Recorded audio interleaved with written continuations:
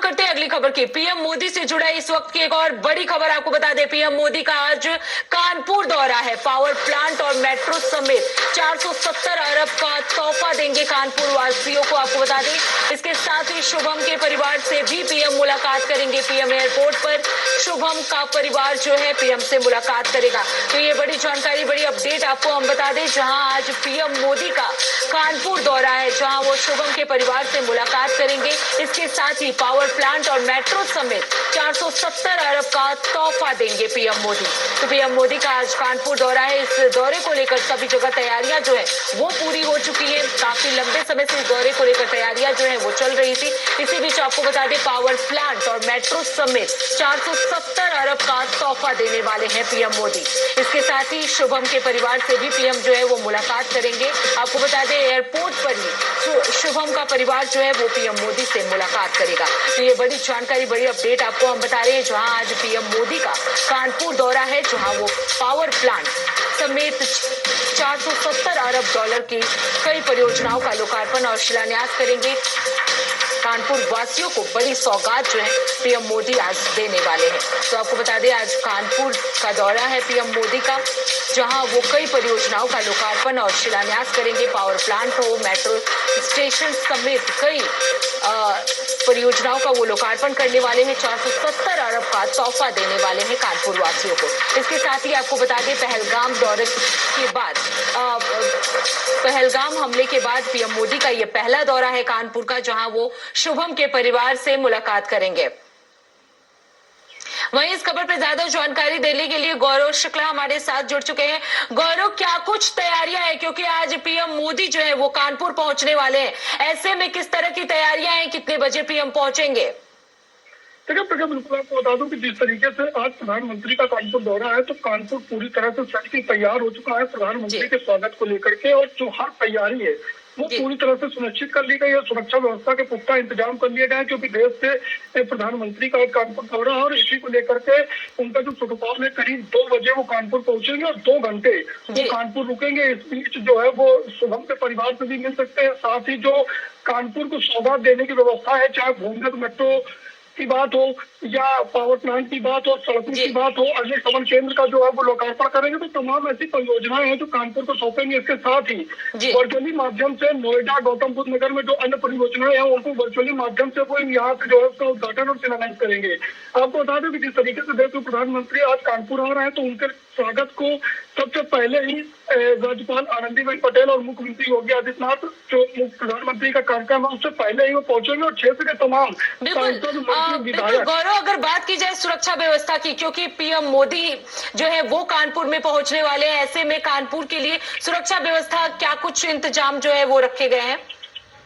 देखिए बिल्कुल आपको बता दूं कि जिस तरीके से देश के प्रधानमंत्री का दौरा कानपुर है, इसको लेकर सुरक्षा के पुख्ता इंतजाम कर लिए गए हैं, और जो तमाम रूट है वो डाइवर्जन कर लिए गए हैं। परिवहन विभाग और लगातार जो ट्रैफिक सिस्टम है वो कानपुर का लगा हुआ है कि किसी भी तरीके की ऐसी अव्यवस्था प्रधानमंत्री के कार्यक्रम में ना हो जिससे कोई समस्या खड़ी हो। और जो उनका सुरक्षा घेरा है वो सैनिक बल, कमांडो, बीएसपीजी कमांडो है, एनर्जी कमांडो है, और जो सिविल पुलिस है वो लगातार 4 चौबंद है, और हर उस बिंदु पर निगरानी की गई है। क्योंकि जिस तरीके से कार्यक्रम था, इसके पहले की ही हर तैयारी पर मुख्यमंत्री योगी आदित्यनाथ आए थे, उन्होंने भी नजर डाली और हर व्यवस्थाओं को देखा परखा। कल डिप्टी सीएम ब्रजेश पाठक आए थे। इससे पहले लगातार हर जो बड़ा नेता है वो यहाँ पर आकर देश के प्रधानमंत्री के कार्यक्रम की हर बारीकी से उन्होंने निगाह रखी, और जो भी कमियां नजर आए उसके लिए जिले के जिम्मेदार जो है अधिकारी हैं या जनप्रतिनिधि हैं उनको निर्देशित किया। मुख्यमंत्री योगी आदित्यनाथ आए थे, उन्होंने अधिकारियों के साथ और जनप्रतिनिधियों के साथ बैठक भी की थी, जिसमें एक बार को सांसद देवेंद्र सिंह बोले, तो जो मेयर है कानपुर की प्रमिला पांडे सहित तमाम जनप्रतिनिधि हैं वो वहाँ पर रहे थे। बिल्कुल गौरव, अगर बात की जाए जनता की, तो कितनी बड़ी संख्या में जनता जो है वहां पहुंच सकते हैं, क्योंकि जिस तरीके से आपने बताया कि योगी आदित्यनाथ जो है पहले से ही पूरी सुरक्षा व्यवस्था देख रहे थे, कितनी बड़ी संख्या में जनसभा होने वाली है, इसकी भी पूरा जायजा जो है वो सीएम योगी आदित्यनाथ की तरफ से लिया गया है।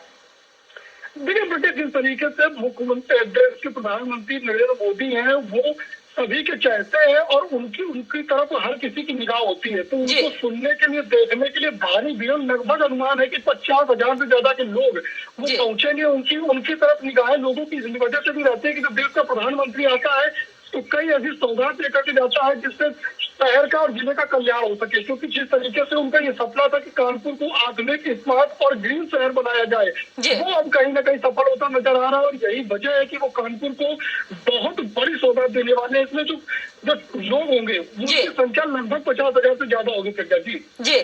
बिल्कुल गौरव, अगर बात की जाए, क्योंकि अभी पहलगाम हमला हुआ था, उसके बाद जिसमें शुभम नाम के एक कानपुर के निवासी की मौत हो गई थी, ऐसे में क्या शुभम के परिवार से भी पीएम मोदी मुलाकात कर सकते हैं?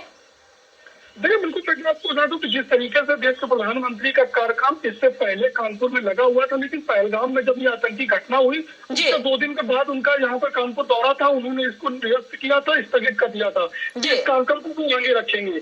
शुभम के परिजन लगातार इस बात की मांग कर रहे थे कि शुभम को शहीद का दर्जा दिया जाए, उनकी मौत गुमनामी की ना हो।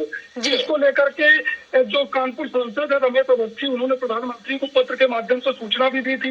डिप्टी सीएम ब्रजेश पाठक आए थे, उन्होंने कल शुभम के परिजनों से मुलाकात की थी। और इससे पहले जब उनका 6वीं संस्कार कार्यक्रम था, उस बीच में डिप्टी सीएम उनके परिवार से मिले थे। तो कहीं न कहीं ये संभव जरूर हो सकता है कि परिवार उनसे मिलेगा और इस बात की मांग देश के प्रधानमंत्री से ये रखने वाले हैं कि उनके जो पति थे शुभम, जिनकी मौत उस आतंकी घटना में हुई थी, क्योंकि पत्नी ने साफ तौर पर बताया था कि सबसे पहले गोली जो आतंकी है उन्होंने शुभम को मारी थी। इसके बाद तो तमाम लोग थे जो अलर्ट हो गए थे, कुछ भागने में सफल हो गए थे। तो शुभम की मौत जाया ना हो, गुमनामी की मौत ना हो, उसे शहीद का दर्जा दिया जाए, इसके लिए शुभम के परिजन लगातार प्रधानमंत्री से मिलने की मांग कर रहे हैं। तो यही वजह है कि आज इस कार्यक्रम के दौरान उनकी मुलाकात प्रधानमंत्री से हो सकती है। जी बिल्कुल गौरव, अगर बात की जाए, क्योंकि जिस तरीके से हमने पहलगाम का चर्चा किया, ऐसे में क्या माना जाए, क्या जनसभा को संबोधित करते हुए भी पीएम मोदी ऑपरेशन सिंदूर या पहलगाम जैसे मुद्दे पर चर्चा कर सकते हैं?